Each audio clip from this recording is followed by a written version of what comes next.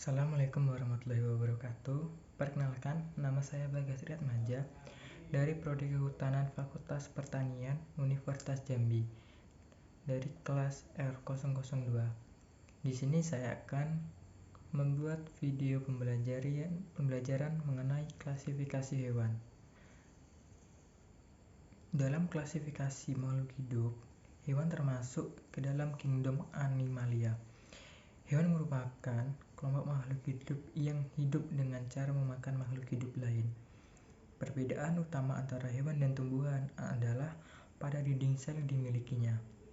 Sel-sel tumbuhan memiliki dinding sel, sedangkan sel-sel hewan tidak mempunyai dinding sel.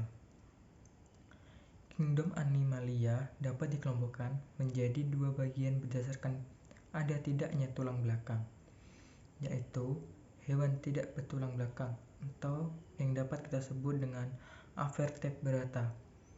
Avertebrata adalah jenis hewan yang tidak mempunyai tulang belakang atau tulang punggung. Struktur terbentuknya atau morfologi seperti sistem pernafasan, sistem peredaran darah pada hewan Avertebrata biasanya lebih sederhana dibandingkan dengan hewan Vertebrata. Terdapat 5 kelompok makhluk hidup yang termasuk ke dalam hewan Avertebrata, yaitu yang pertama, Porifera atau hewan berpori. Merupakan hewan yang memiliki pori-pori dengan bentuk tubuh seperti spons. Hewan jenis ini biasanya hidup di perairan.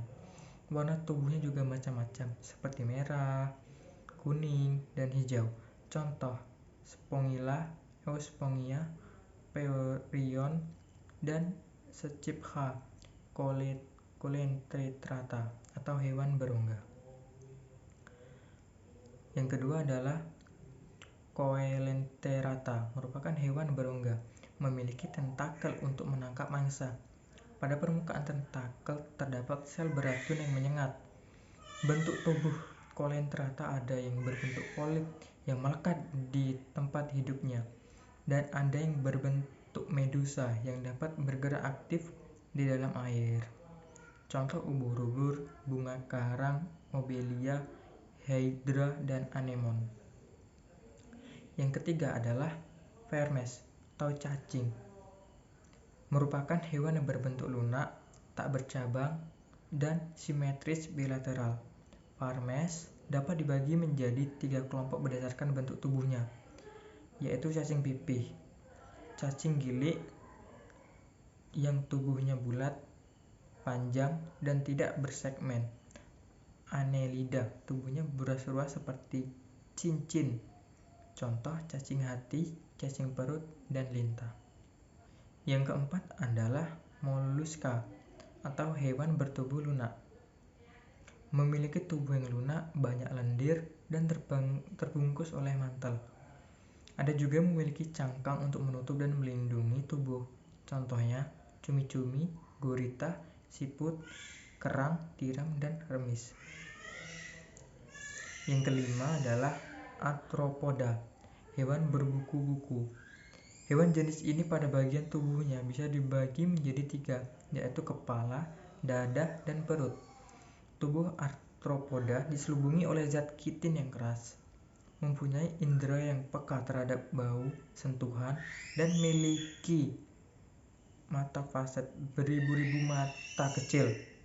Contoh serangga seperti belalang, udang-udangan seperti kepiting, laba-laba seperti kalajengking, dan lipan.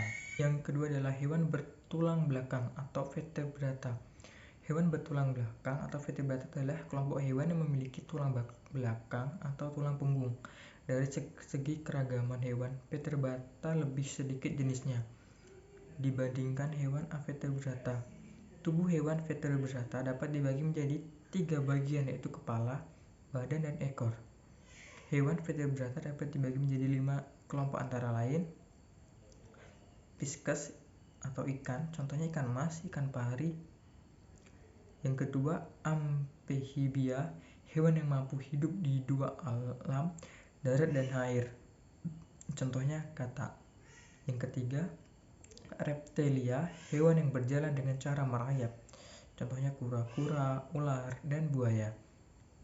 Yang keempat adalah aves atau unggas, hewan yang tubuhnya tertutup oleh bulu, contohnya burung merpati dan ayam. Yang kelima adalah mamalia atau hewan yang menyusui, hewan yang beranak dan memiliki kelenjar susu, contohnya sapi, kambing, kera, dan orangutan. Demikian penjelasan dan pemaparan mengenai video pembelajaran tentang klasifikasi hewan. Kurang lebihnya, saya mohon maaf. Wabillahi taufiq wal hidayah. Wassalamualaikum warahmatullahi wabarakatuh.